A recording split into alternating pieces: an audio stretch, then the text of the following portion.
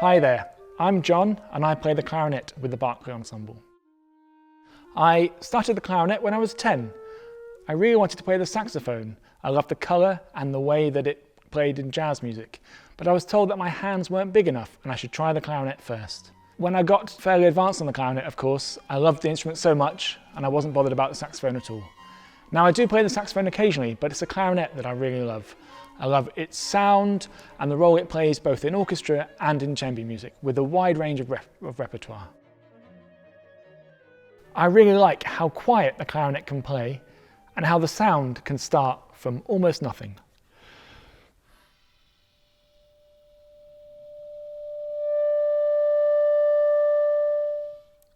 I would say the clarinet has a rich, dark, creamy texture, particularly in the lower register, and up high it's bright and really projects, which means it's often given a solo role.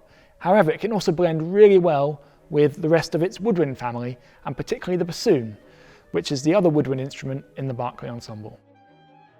The clarinet's expressive tone quality makes it the woodwind instrument perhaps most likely to play a big romantic melody in an orchestra. However, the clarinet also can be seen taking centre stage in a concert band, a military band, a trad jazz combo, or in folk music, and particularly Jewish klezmer music.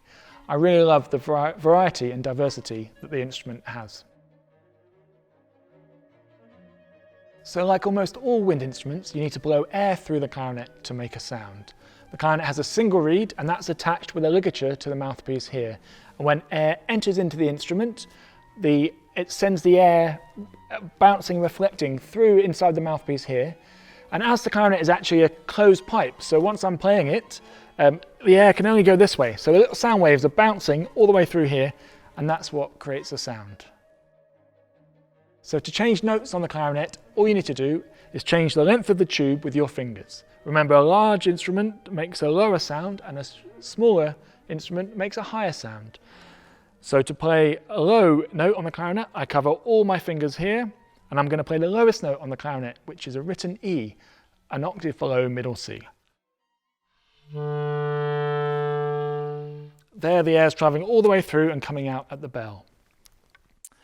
To make a higher sound, I make a shorter tube here, and the air comes out of the first open hole just there. And this is an E just above middle C, so an octave higher. We then have an array of other keys which allows us to play all the notes in between.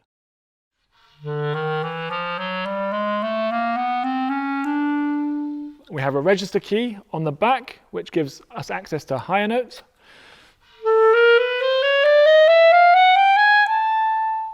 And then some side keys here which are for trilling and going very fast between notes.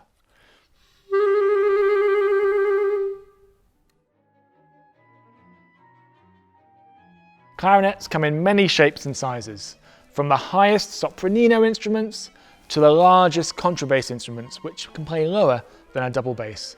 I've got a few of the most commonly used ones here today. The B-flat clarinet is your instrument that you would start off learning on usually, and I should say at this point that the clarinet family is a transposing instrument family, which means for the B-flat clarinet, when I read a C on the music and I do the fingering for a C, what you actually hear is a B-flat. Now, in an orchestra, the composer often asks players to use an A clarinet, which is just a little bit bigger than the B-flat clarinet, has a slightly different sound, and makes some passages easier to play. The E-flat clarinet is much shorter, much smaller, which means it can play much higher, and the sound tends to really carry through a whole symphony orchestra. And the bass clarinet, which takes the lowest note on the clarinet, the E below middle C, and extends down 2 octaves.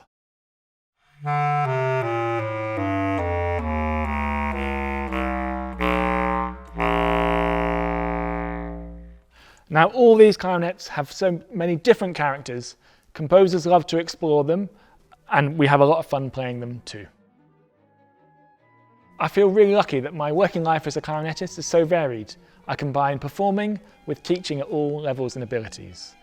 I've been lucky enough to take performing opportunities around the world and travel to lots of interesting places.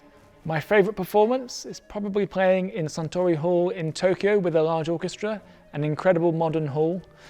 But for me, what I really love is chamber music because you can get so intimate.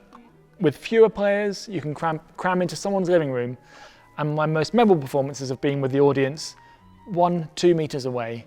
You have that real connection and a really shared experience.